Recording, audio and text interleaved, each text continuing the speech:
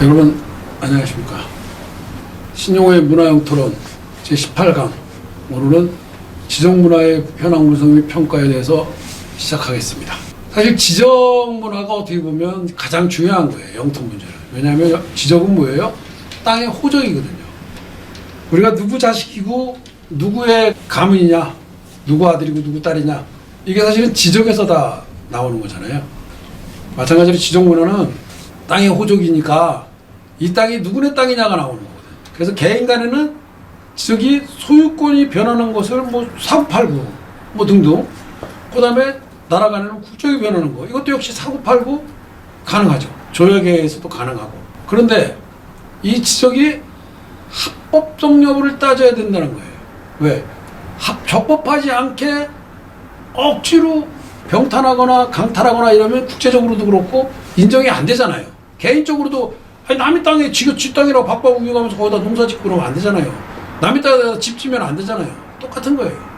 그 다음에 또 둘이 서로 네 땅이 내 땅이 싸울 수도 있잖아요. 그럼 분쟁이 되면 그거의 주인을 가려줘야 되잖아요. 그러니까 바로 땅의 호적이 지적인 건데, 어떻게 보면 가장 중요한 거예요. 대마도가 판족봉안에 참여한 것은 사실이에요. 그래서 그 판족봉안에 참여했다는 게 그 판족봉안 때 대마도 국적이 변한 거예요. 그러니까 그 적법성이 과연 옳으냐 틀리냐 중요하죠. 판족봉안이 그럼 뭐냐? 판족봉안은 메이지 유신 때 일본이 근세를 이룬다는 그 왕정복고예요. 메이지 유신이 별거 아니거든요. 그때까지 메이지 유신 전까지는 일본이 무슨 체제였냐면 장군, 쇼군이 지배했었어요. 도쿠가와 이에야스 가문의 그래서 그 장군이 임명되고 그 장군이 일본을 지배하고 왕은 단순히 제사장으로 상징적인 존재일 뿐이었어요. 그런데 이래서는 안 되겠다. 그래서 그때 기도 다카요시, 조스본의 기도 다카요시랑 그 사이고 다카모리 그 일본 최고의 사무라이죠. 사이고 다카모리가 조약을 맺고, 자, 우리 왕정복고를 하자. 그래서 왕정복고를 해서 왕이 다시 그 실세가 된, 실질적인 정치를 하게 된 그게 바로 그 메이지 유신이거든요. 그 메이지 유신이 성공을 하자 조시본에 의해서 백성과 땅을 모두 임금에게 바치자. 왕한테 바치자. 그게 바로 판족봉안이에요. 왜? 메이지 유신이 성공을 해서 왕이 정권을 잡았어. 근데 정권을 잡고 났는데 돈이 없으니까 통치를 못해요.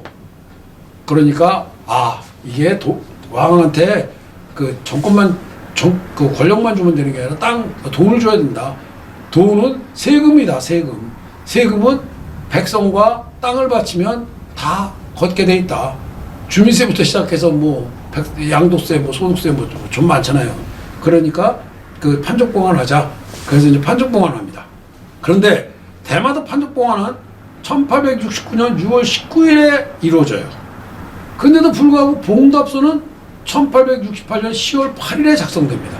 이것은 대마도가 미리 판족봉안을 하도록 해서 그 근거로 정한론을 내세워서 사스마본의 사이고 다카모리를 비롯한 사쿠라이들을 판족봉안의 적극적인 주체적으로 만들어서 정치적으로 이용하기 위한 조시본 기도 다카요시의 수수인 거예요. 아까 기도 다카요시랑 사이고 다카모리가 동맹을 맺어서 메이지 유신을 성공시켰다 그랬잖아요. 사이고 다카모리가 그 시대의 최고의 그 사무라이였거든요. 그러니까 기도 다카요시가 사이고 다카모리를 끌고 들어가야, 그래야 사무라이들이 동조를 하고, 사무라이들이 동조를 해야 이 혁명이 성공할 수 있다는 걸 알으니까 대마 도주를 압박을 가하고 대마 도주한테 당근과 채찍을 주는 거예요. 무슨 소리냐? 당시 오랜 기근으로 그 고통받던 대마 도주에게, 자, 조선에서도 아무것도 안 주잖아. 근데 우리는 이렇게 주잖아. 우리 지난번에 1863년에도 쌀 3만석 지원해 줬잖아. 그러니까 너 우리 편 들어. 그러면 이거 조약 잘 되고 나면, 메이지 유신 잘 되고 나면 우리가 또 그에 상응하는 조처를 해줄게 라고 당근을 주면서, 한편에서는 사무라이들이 무력으로 위협을 하는 거죠. 너 봉답서 안 만들면 죽여. 그러니까 자기 목숨에 아까운 대마도주 조이달은 봉답서를 만듭니다.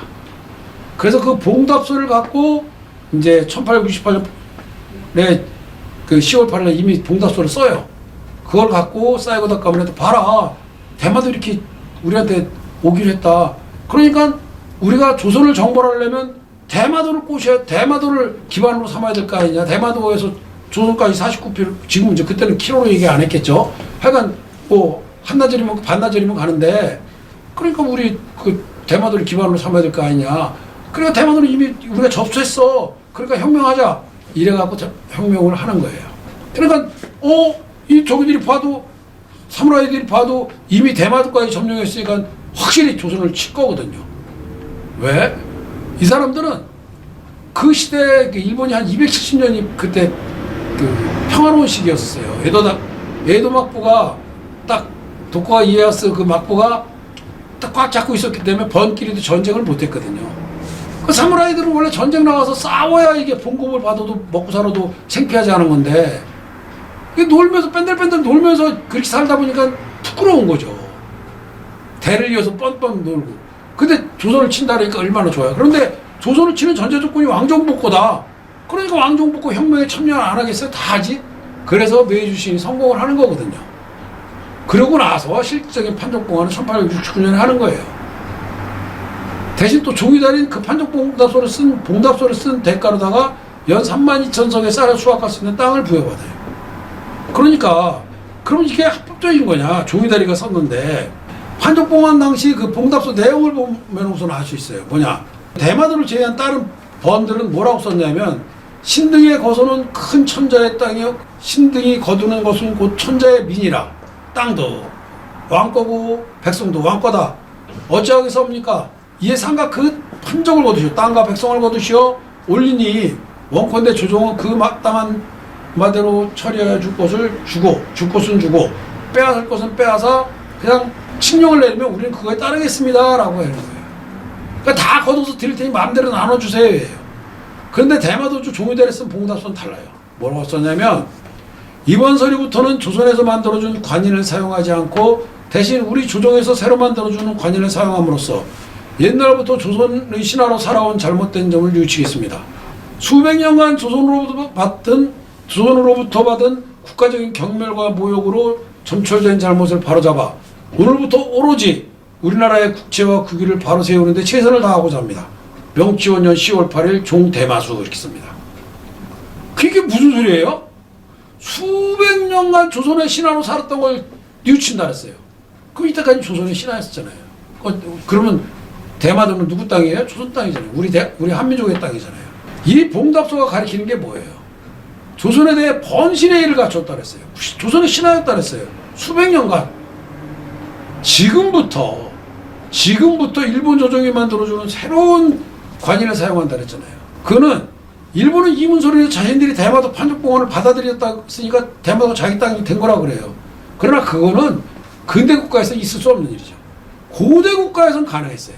왜 고대 국가에서는 가능했냐? 고대 국가에서는 이렇게 성이 있고 그 성 주변에 이제 쭉 이렇게 호족들이 살잖아요. 그 부족들이. 그 부족의 호족이 나 오늘부터 백제, 그럼 백제 되는 거예요. 그리고 호족이 야 우리 다 같이 오늘부터 신라하자. 그럼 신라 되는 거예요. 그렇지만 근대 국가에서는 그게 안 돼요. 왜? 고대 국가는 소국들, 호족들이 쫙 뭉치고 하니까 그게 가능한데, 근대 국가에서는 그게 왜 안 되냐? 근대에서는 나라 대 나라가 조약을 하는 거예요. 나라가 조약을 해서 뭐가 넘어가는 거지, 그렇게 하는 게 아니거든요.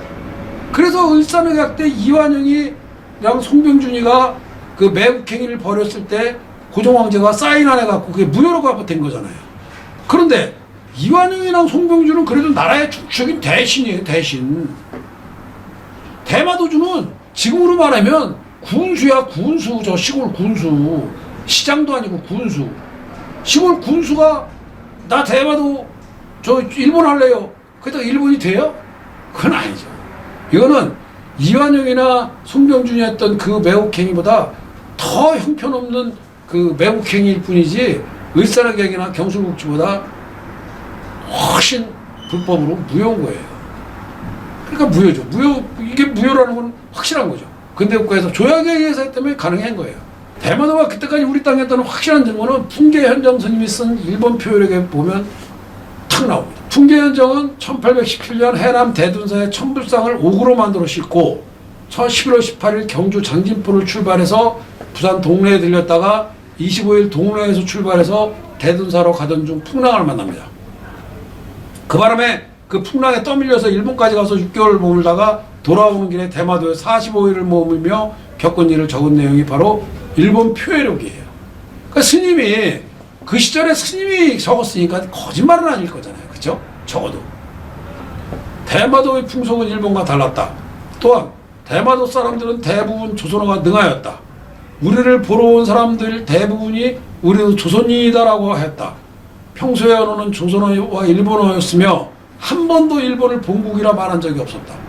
대체로 일본과 다르며 일본의 순신이 아니다. 신하가 아니다. 우리나라에 도착한 후에 동네 사람들의 말을 들어보니 대마도는 본래 우리 땅이며 그 사람들도 우리나라의 자손이라고 하였다.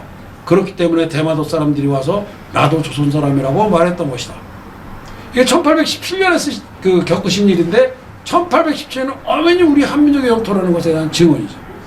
스님이니까 거짓말도 안 시켰겠지만 이분은 대마도가 우리 땅인지도 몰랐던 거예요. 근데 그 사람들이 와서 나 조선 사람이라니까 동네 와서 물어보니까 그거 우리 땅이에요. 그러니까 아이고 그렇구나 그리고 기록에 남긴 거거든요.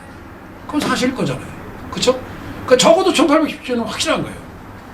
그런데 그것뿐이 아니라 이 지도에 보면 대동여의도가 언제 그려졌어요? 1861년에 편찬됐고 1864년에 재간행됐어요. 그렇죠? 그런데 여기 보면 딱 대마도를 우리 땅으로 딱 이렇게 해놨어요. 김종호 선생님이 그래도 우리나라 최초의 근대 지도라 그러는데 그게 바로 제주도 그리고 여기 대마도 그리고 울릉도 독도까지 딱 이렇게 우리 땅으로 했어요. 독도는 여기 표시가 안 됐지만 울릉도까지 딱 이렇게 표시가 됐어요. 그게 우리 땅이잖아요. 대마도. 그렇죠? 그런데 왜 우리는 대동여의도만 있어도 되는데, 그쵸? 더도 필요 없어요, 사실은. 그러면 이게 1864년에 재간행될 때 61년에는 물론이고, 그리고 불과 판족봉은 7년 전이야. 아까 그 종이달 하고 쓴 거 7년 전, 그쵸? 그리고 재간행된 걸려면 4년 전이에요. 그때만 해도 확실히 우리 땅이었다는 거잖아요. 자, 이거는 조선부에 그려져 있는 조선 팔도 지도입니다. 중국 사신이 동월이 황제의 명으로 그려바친 조선의 지도예요. 거기에도 조선 지도에 대마도, 울릉도, 독도 좀 이렇게 지도가 좀 기형적으로는 생겼어도 다 되어 있습니다. 그 다음에 이거는 임진왜란 당시에 일본군 작전사령관이 지시해서 역할한 작전사령부 역할을 한 카와가미 히사쿠나가 그린 지도예요. 조선 관군의 기지들을 자세히 묘사했는데 그 중에 대마도, 울릉도, 독도가 이렇게 딱 들어가 있습니다. 그뿐이 아니라 팔도 총도 여기에도 대마도가 우리 땅으로 딱 들어가 있고 울릉도 독도가 딱 우리 땅으로 들어가 있습니다. 조선전도 여기에도 대마도, 울릉도 독도 그리고 제주도까지 다 우리 땅으로 되어 있어요. 해자전도 대마도까지 직항로까지 다 이렇게 표시돼 울릉도 독도 제주도 다 항로까지 표시되어 있습니다. 아까 그 동원에서 그린 제도 뭐 또 이거 우리나라가 그린 지도 그럴 뿐이 아니라 일본에서도 그렇게 그렸어요. 자, 이건 조선 팔도예요. 이거는 18세기 일본 지리학자 하야시 시에이가 그린 조선 팔도 지도입니다. 근데 거기 뭐라고 써놨냐, 여기 보세요. 대마 오모치시, 즉, 대마도를 가지고 있다, 이렇게 돼 있어요. 부산 지역에, 부산에다 동그라미 딱 쳐놓고 썼거든요. 그러니까 부산이 대마도를 갖고 있다. 왜? 제가 전 시간에 말씀드렸죠. 대마도에는 세견선이 많이 배정돼서 일본 배들이 대마도에 와서 물건을 내려놓고 그러면 대마도 세견선이 그걸 싣고 와서 시운대 중에서 하나가 싣고 와서 그거를 부산 동네에서 바꿔서 가져가서 다시 일본하고 교육을 하면서 그 차액을 남겨서 대마도가 생활비를 썼다. 제가 그 말씀 드렸잖아요. 바로 대마도, 그래서 부산이 대마도를 갖고 있다. 동네가 부산이. 그러니까 부산이 대마도를 갖고 있으니까 결국 조선이 대마도를 갖고 있는 거잖아요. 그러니까 우리 한민족이 대마도를 갖고 있는 거죠. 그 다음에 이것도 일본에서 그려진 1750년 6월에 일본 막부의 공인을 받아 그린 대마도 지도예요. 그 당시 일본은 네덜란드를 문화로 수용해서 애국을 받아들이기 위해서 세계 지도랑 일본 지도를 많이 그리던 시대인데 이 지도에 뭐라고 되어 있어요? 여기 대마 이렇게 해놓고 뭐라고 되어 있어요? 대마도의 부향군은 모든 법칙은 조선국 부산에 준한 것으로 본다. 거리는 470m 라고 되어 있어요. 판족봉환 이전에는 대마도가 조선의 영토라고 자기들 스스로 인정을 한 거예요. 그리고 또 하나 이거 조선전도. 이거는 조선인 전 첫사제인 성안디라 김대원 신부가 그린 지도입니다. 프랑스 국립도서관에 보관되어 있고 지금 절투산 순교성지 박물관에 사본이 있는데 여기도 보면 자 만주 이렇게 어디까지인지 모르지만 여기까지가 우리 조선의 영토다. 확실하게 이제 지를 전공하신 분은 아니니까 이게 압록강 두만강의 경계는 아니다. 이만큼까지는 우리 땅이다. 그리고 대마도 확실하게 우리 땅이다. 그리고 여기다가 이제 닛본이라고 해놓으셨는데 지금 여기서 잘 안 보입니다만 지금 풍계현정 스님이나 김대건 안드레 신부님 같은 분들이 무슨 뭐 영토 뭐 이권에 개입할 분들도 아니고 그런 분들이 이렇게 지도나 기록을 통해서 대마도가 우리 땅인 걸 이렇게 남겨놓고 계시는 거예요. 그뿐입니까? 1555년에 명종 11년에 대마도주를 임명한 임명장이에요. 만약에 대마도가 우리 땅이 아니면 명종 11년에 왜 우리가 교지를 내려서 대마도주를 임명합니까? 남의 나라 군수를 우리나라 대통령이 임명할 수 있어요?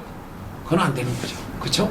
그러니까 이런 역사적인 증거물들을 보면 지도문화, 지정문화, 지명문화 모든 걸 봐도 대마도가 우리 땅인 건 확실해요. 그러면 대마도가 왜 언제 일본으로 넘어가려고 막 그랬겠어요? 물론 1868년에 강점은 됐지만 그 문제는 다음 시간에 계속하겠습니다.